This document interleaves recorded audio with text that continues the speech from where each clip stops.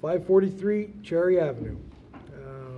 This is a request for a use permit to allow an addition which would increase the gross floor area by greater than 50% and would exceed 1,825 square feet of living area with a one-car garage per sections 12-230B1 and 12-280A2 of the San Bruno Municipal Code. Bless you. Staff report, please. Thank you and good evening. This application is for a use permit for an addition to a single-family house that's located at 543 Cherry. It's a standard size lot of 5,000 square feet with an existing house of 1,270 square feet of living area and a 190 square foot one-car garage.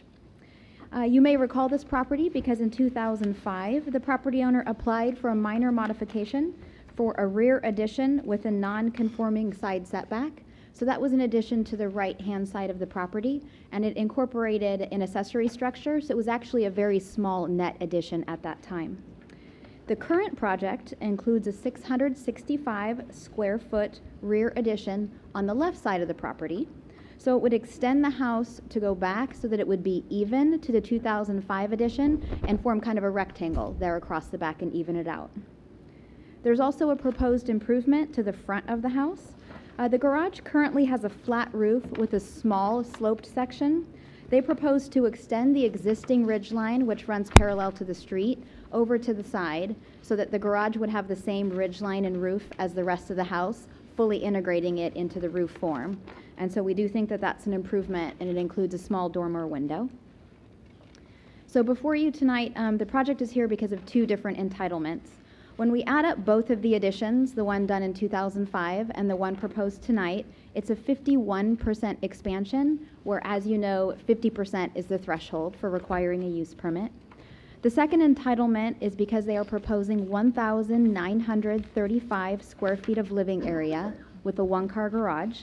And again, you're aware that that's slightly above the threshold of 1,825 square feet with a one-car garage. So it's really very close to both thresholds, and it does comply with all of the other development standards of the municipal code, including floor area, lot coverage, side setback on the side of the addition, and the setback on the other side was already approved with a minor modification. The Architectural Review Committee heard the item in December. They made some minor comments, and the applicant has implemented those recommendations. A little bit more information on the landscaping plan, so we could check for landscaping and impervious surface, the green building checklist, which has been included for you, and specifically in regards to green building. They did indicate to staff over email, which is not in your packet, that they would plan to design the new family room in a specific way to minimize the amount of wood that would be required for the trusses in that area. So that's one of the items that they have marked, as well as a tankless water heater or on-demand water circulation pumps. So that's the additional information that the Architectural Review Committee had requested. Staff sent a courtesy notice for this project, as we normally do, as well as the legal notice. We did receive comments from the neighbor on the left-hand side. So this is the side that has a 5-foot 3-inch side setback. She has a property that's built on the property line, and so she was concerned that in the course of construction there could potentially be some kind of damage to her property. She was just concerned, didn't really know how that process would work. I did discuss it with the building official, and we felt that standard best practices would probably be sufficient to meet her concerns, but we will address those concerns with the contractor in the pre-construction meeting process, because that's just a good opportunity for us to have that kind of communication. So it does seem like that will resolve any potential problems there, but she didn't have any concerns about the project itself. In regards to the design of the house, the addition is very well integrated, and as I mentioned, kind of ends off the rectangle that was already started with the previous addition. The exterior materials are proposed to continue, including the style of windows and the trims, and there are some nice architectural details on the house in terms of the windowsills and things like that, and those things would continue. It is well integrated into the house, and it is also consistent with the residential design guidelines. So with that, staff would recommend approval of the project based on findings of fact 1 through 7 and subject to the conditions of approval in the staff report. And I would be happy to answer any questions. Thank you, Laura. Any questions of staff or the commissioners? No? Okay, thank you. Is the applicant present? Would you mind just coming up and giving us your name and maybe just a little brief description? Good evening. My name is Chris Holm. I'm here with my wife, Kathy. And the 543 Cherry Avenue is our home. And we're kind of busted at the seams, so we need to kind of expand a little bit. We've tried to keep the project somewhat simple and, adhere to all the guidelines, the local guidelines, San Bruno guidelines. And we're just trying to make things as easy and conforming as possible. But if you have any questions, I'm here to answer. Okay, thank you. Just a quick question, not a big deal. You're saying all the windows and everything are gonna match. On the dormer window, is it gonna match the front windows, or is it wood, is it gonna be vinyl, or? Well, there was some design guidelines, or I actually went through the list inside the design guidelines of books that the guidelines were taken from.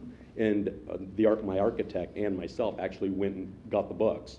And the window, well, we actually went through and got the proportions that were recommended for a window right out of those books. And I believe that the window in the dormer, I think, and I could be a little off because I don't have the actual book in front of me. I believe is spec to be, I think, 2/3 the size of the front windows is, I think, how it's actually spec'd inside the guidelines. No, I'm sorry, those not books. out of the size of it, I understand, I mean the material. Oh, the material?